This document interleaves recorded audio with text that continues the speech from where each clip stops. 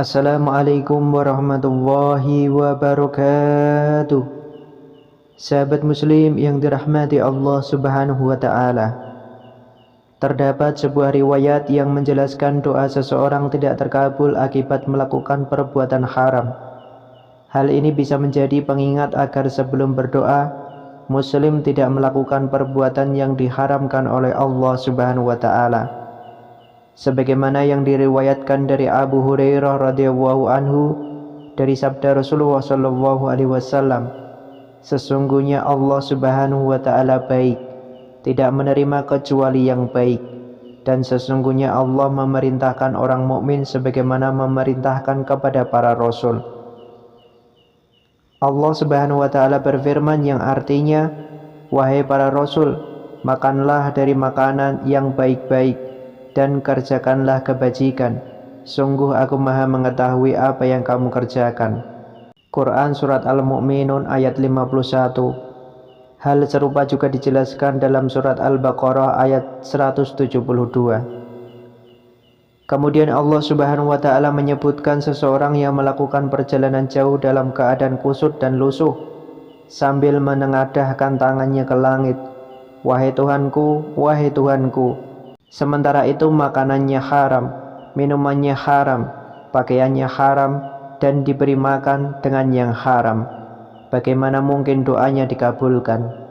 Hadis riwayat Muslim. Allah subhanahu wa ta'ala merupakan zat yang baik dan hanya menerima yang baik pula. Untuk itu Allah subhanahu wa ta'ala tidak menerima amalan kecuali yang baik dan bersih dari semua perusak seperti riya dan sombong. Allah subhanahu wa ta'ala tidak pula menerima harta kecuali yang baik dan halal. Sebab baik itu menjadi sifat perbuatan, ucapan dan keyakinan. Semua itu terbagi kepada baik dan buruk. Dengan demikian apabila ada seorang muslim yang senantiasa berdoa dalam sholat tahajudnya tetapi tak kunjung dikabulkan, muslim bisa bermusahabah terlebih dahulu sebelum memanjatkan doa kepada Allah subhanahu wa ta'ala. Apakah makanan yang dimakan, minuman yang diminum, serta pakaian yang dikenakan berasal dari harta yang didapatkan dengan cara yang haram atau tidak? Sa'ad bin Abi Waqqas pernah ditanya oleh Al-Asfar tentang rahasia doa-doanya yang senantiasa terkabul. Lalu Sa'ad menjawab, aku tidak pernah memasukkan makanan ke dalam mulutku, melainkan aku mengetahui dari mana sumbernya.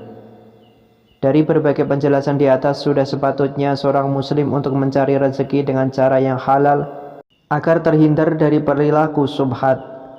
Sebab karunia Allah subhanahu wa ta'ala di dunia ini sangatlah luas dan tak terhingga. Rezeki halal jauh lebih baik dan membawa kita menuju surga.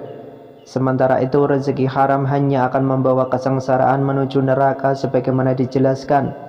Kita harus yakin bahwa Allah subhanahu wa ta'ala telah menyediakan rezeki bagi setiap makhluknya, termasuk binatang melata. Hal tersebut sebagaimana firman-Nya, Surat Hud ayat 6 yang berbunyi, tidak satupun hewan yang bergerak di atas bumi melainkan dijamin rezekinya oleh Allah. Dia mengetahui tempat kediamannya dan tempat penyimpanannya. Semua tertulis dalam kitab yang nyata, Lauh Mahfuz. Sholat tahajud merupakan sholat sunnah yang dilaksanakan pada malam hari. Sholat ini memiliki kemuliaan khusus dibandingkan dengan ibadah sunnah lainnya. Atas manfaat serta hikmah yang terdapat di dalamnya, anjuran dalam melaksanakan sholat tahajud ini terdapat dalam Al-Quran Surat Al-Isra ayat 79. Dan pada sebagian malam lakukanlah sholat tahajud sebagai suatu ibadah tambahan bagimu. Mudah-mudahan Tuhanmu mengangkat kamu ke tempat yang terpuji. Tujuan seseorang melaksanakan ibadah sunnah pada waktu malam ini tidak lain adalah untuk mendekatkan diri kepada Allah subhanahu wa ta'ala. Bahkan Rasulullah sallallahu alaihi wasallam juga rutin melaksanakan sholat tahajud selama hidupnya. Namun dalam pelaksanaannya seringkali kita keliru dalam memaknai sholat tahajud, sehingga dapat berdampak terhadap niat serta tujuan melaksanakan sholat ini. Berikut beberapa larangan dalam sholat tahajud yang wajib diketahui bagi umat muslim. Yang pertama, mengkhususkan sholat tahajud pada malam Jumat. Di antara ibadah-ibadah sunnah, sholat tahajud dapat dilakukan oleh setiap muslim di setiap malam tanpa mengkhususkan melaksanakannya di salah satu malam seperti malam Jumat. Dalam ajaran Islam mengkhususkan suatu ibadah pada suatu malam tanpa adanya dalil yang jelas adalah suatu yang dilarang. Hal ini sesuai dengan hadis dari Rasulullah SAW. Janganlah kalian khususkan malam Jumat dan malam-malam lainnya dengan qiyamul lail atau sholat malam. Hadis riwayat Muslim. Hadis tersebut menunjukkan bahwa larangan dalam mengkhususkan suatu malam untuk melaksanakan sholat tahajud bertujuan agar tidak terjadi bid'ah yang akan menimbulkan praktik-praktik tidak berdasar pada Al-Quran dan hadis. Sebagai umat Islam penting untuk memahami bahwa ibadah haruslah sesuai dengan tuntunan yang telah ditetapkan dalam Al-Quran dan hadis. Dengan memahami larangan ini diharapkan umat Islam dapat menjalankan ibadah tahajud dengan lebih konsisten pada malam-malam lainnya tanpa mengkhususkan satu malam tertentu. Yang kedua, sholat tahajud saat mengantuk. Pada masa hidupnya Rasulullah pernah menegur Zainab dikarenakan terlalu memaksakan diri dalam beribadah, termasuk sholat tahajud. Sewaktu itu Rasulullah SAW mendapati sebuah tali yang dibentangkan antara dua tiang. Ketika beliau bertanya pada sahabat, "Tali apakah itu?" Para sahabat menjawab, "Tali itu adalah milik Zainab yang digunakan untuk bersandar ketika kelelahan saat melaksanakan sholat berlama-lama." Melihat kejadian tersebut Rasulullah bersabda, "Lepaskanlah tali itu, kalian harus sholat ketika dalam keadaan segar. Jika kelelahan maka tidurlah." Hadis riwayat Bukhari dan Muslim. Dalam melaksanakan ibadah Rasulullah tidak pernah memberikan paksaan pada umatnya. Bahkan Rasulullah menasihati untuk menjaga kesehatan fisik dan mental saat melaksanakan ibadah. Hal ini menunjukkan bahwa Rasulullah SAW memahami pentingnya keseimbangan antara ibadah dan kesehatan. Dari kejadian tersebut mengajarkan kepada umat Islam untuk tidak mengorbankan kesehatan fisik dan mental demi beribadah. Yang ketiga, sholat tahajud secara berlebihan. Melaksanakan ibadah-ibadah yang dianjurkan di dalam Islam baik wajib maupun sunnah memang sangat dianjurkan.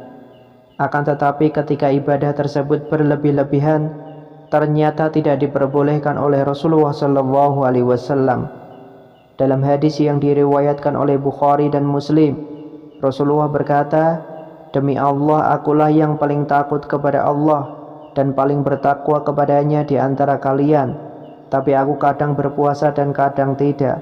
Aku mengerjakan sholat malam dan juga tidur, dan aku juga menikahi perempuan. Siapa yang membenci sunnahku maka ia tidak termasuk golonganku."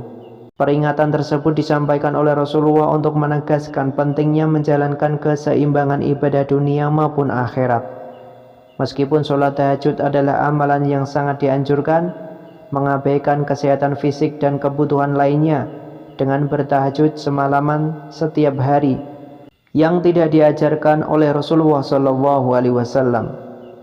Rasulullah sendiri mencontohkan bahwa beliau menjalankan sholat malam, namun juga memberikan waktu untuk istirahat dan kebutuhan lainnya seperti makan, minum, dan berinteraksi dengan keluarga. Dengan demikian larangan untuk melaksanakan sholat tahajud secara berlebihan mengingatkan kita untuk tidak melampaui batas dalam menjalankan ibadah, tetapi menjaga keseimbangan dan kebijaksanaan sesuai dengan ajaran yang diajarkan oleh Rasulullah SAW. Rasulullah mengajarkan untuk tidak memaksakan diri dalam ibadah hingga menyebabkan kelelahan berlebihan. Misalnya jika seseorang membaca surah yang terlalu panjang dalam sholat tahajud hingga melelahkan diri sendiri, maka hal ini tidak dianjurkan. Rasulullah SAW bersabda, "Ambillah amal-amal yang mampu kalian lakukan, karena Allah tidak akan bosan sehingga kalian bosan." Hadis riwayat Bukhari dan Muslim. Dalam beribadah, setiap muslim diperintahkan untuk memahami batas kemampuan di dalam menjalankan ibadah.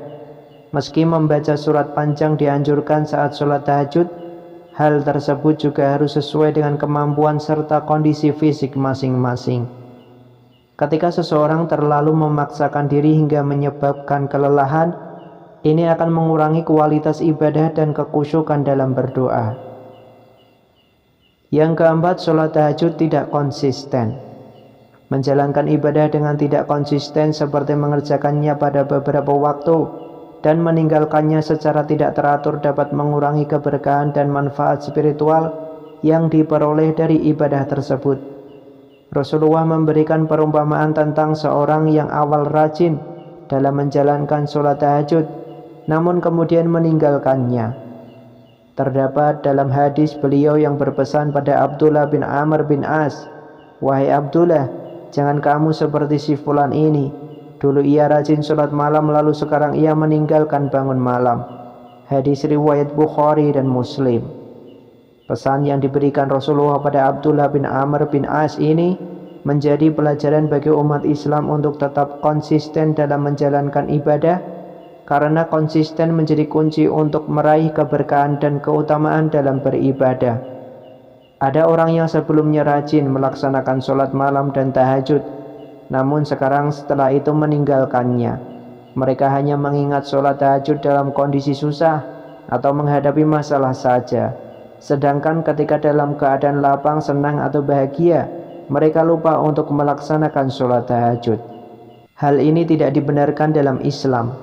Sholat tahajud bukanlah ibadah yang dilakukan hanya ketika susah atau dalam kesulitan, namun harus tetap dilakukan dalam keadaan lapang juga. Kemudian yang kelima, sholat tahajud dengan tujuan mengejar dunia. Niat beribadah yang tercampur dengan motif dunia dapat mengurangi keikhlasan dalam beribadah. Dalam hadis Rasulullah SAW bersabda, "Apabila salah seorang di antara kalian bangun malam lalu hendak mengerjakan sholat malam, janganlah ia menyebutkan perkara-perkara duniawi dalam sholatnya. Dan janganlah ia berdoa kecuali untuk meminta kebaikan saja atau memohon perlindungan dari kejahatan." Hadis riwayat Abu Daud. Niat dalam melaksanakan sholat tahajud haruslah murni karena Allah.